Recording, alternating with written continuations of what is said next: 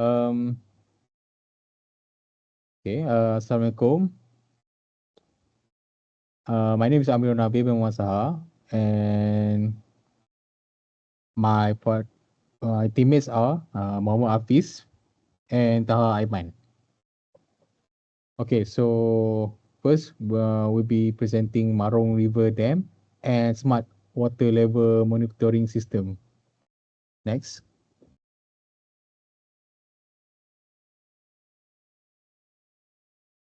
Okay, Marong River Dam overview. Um, Marong River Dam is a critical regional infrastructure that provide local that provide support to local residential and viticulture zones. Uh, it's situated within high variety rainfall river basin and has a storage capacity of 3,500 megaliters. Embankment design is earth and rock fill, and it was also engineered for extreme flood event mitigation. Next. Okay, inflow, flow in. Uh,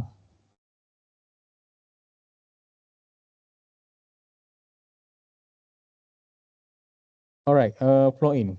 Flow in is total volume of water entering the reservoir.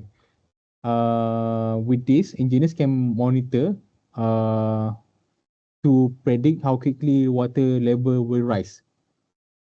Okay, to start, catchment runoff.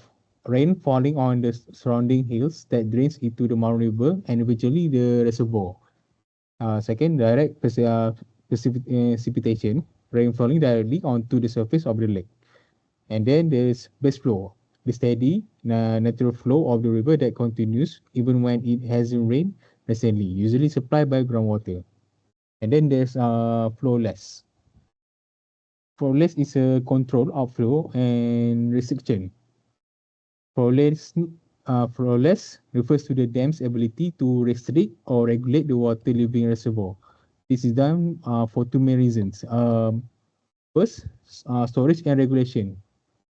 Instead of letting the river flow naturally, the dam forces the water to flow less than it normally would during a flood.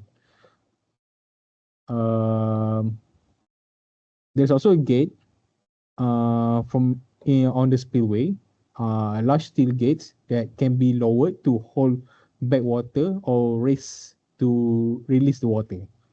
There's also intake towers.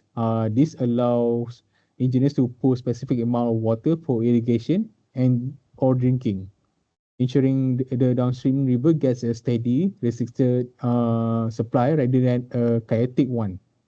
And then the second, for internal seepage.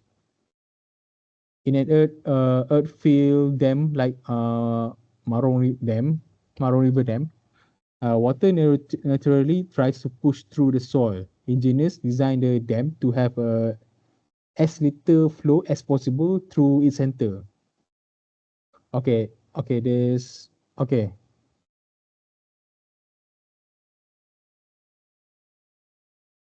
Um, okay, there's a clay core. This is dense, flawless wall inside the dam that acts as a waterproof barrier. If any tiny amount of, and then there's a filter zone. If any tiny amounts of water does leak through seepage, these layers of sand and rock catch it and safely drain it away, so it doesn't wash away the dam's foundation. So from this, the water balance equations is to keep the dams safe. Engineers use a simple mathematical balance to ensure the flow in doesn't exceed the dam's capacity to flow out. So there's a equation on the screen.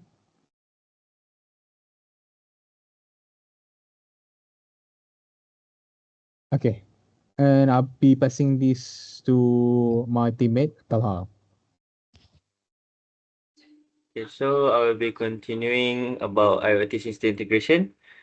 So a little bit of introduction about IoT system integration.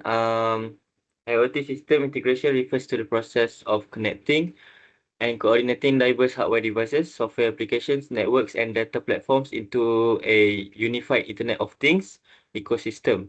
The objective is to ensure that sensors, actuators, embedded systems, communication networks, and cloud or edge platforms operate seamlessly together to collect, transmit, process, and act on data in real time. Okay, so we continue to the problem statement.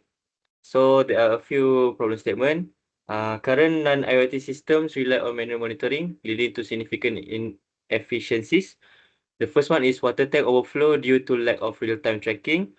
And second is leakage detected too late, causing structural damage. Next is increased utility bills and massive water wastage. And lastly, no historical usage data for predictive analysis. So there are three key project objectives. The first one is real-time monitoring. So we utilize IoT technology to track water levels continuously without human intervention.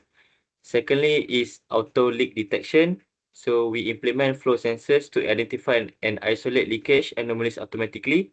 And lastly is instant alerts. So we will notify users via mobile dashboards immediately when abnormal conditions occur. And then lastly is the system architecture hardware. So we use three hardware, which is ESP32 sensors, and then secondly is flow and leak sensors, and lastly is cloud interface. So I will be passing the next task to Muhammad Hafiz. Thank you. Okay. This is our IoT that we use. We're going to do some demo, and then I will show you the page that for the Tinkercad. Yeah, stop sharing. Okay, as you can see, this is our Tinkercad that we're going to use.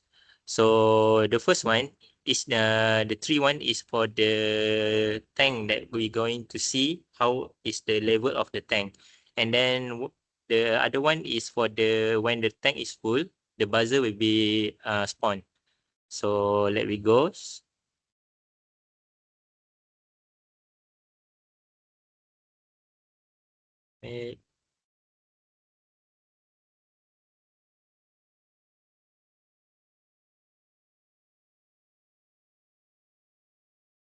Okay, this is our Arduino IoT that we use. We have three level sensors for the tank A, tank B, and tank C. And then I have one for the full tank sensor. And then we're going to start it. Okay, when we start, this is our coding for our team. So water monitoring, they will start. Now is level for the water is distant 105 cm, so it's not a full tank yet. But when the tank A is full, we're going to be 85%. Also for the tank B, and then when the tank C.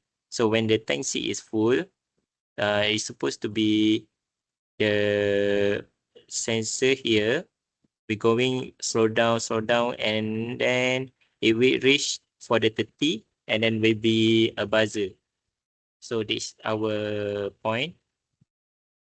Okay. So going back to our slide. So this that is our Arduino, and then for the overall system algorithm, we're going to first one is sense ultrasonic measure tank level that the make the buzzer thing, and then the process for the EPS 32 computer flow rate, and then the flow rate we transmit to the Wi-Fi to the cloud, and then we collect the data, and then we can analyze, checks again the threshold, and then we're going to act the trigger alert or a display data. This is going to be on the phone or anywhere that system that we apply. Then this is the system logic and functional for the environmental condition. Water level reach the maximum threshold, the buzzer will be thick, and then there's a possibility the critical for that area. And then the continuous flow with no use trigger. The tank A, tank B, tank C is full, but the buzzers is not make the noise. So it's probably high only, and then still system will continuous through the A and B and C. So water level below minimum, notify refill requirement. And then normal operation state, a real-time dashboards update, just like stable when there's tank A, tank B, and the tank C is not going to the full, they will be a stable thing. Okay. So I think that's all from our group. So if any question, you can drop on the comment below, and then we will wrap up our discussion, and thank you.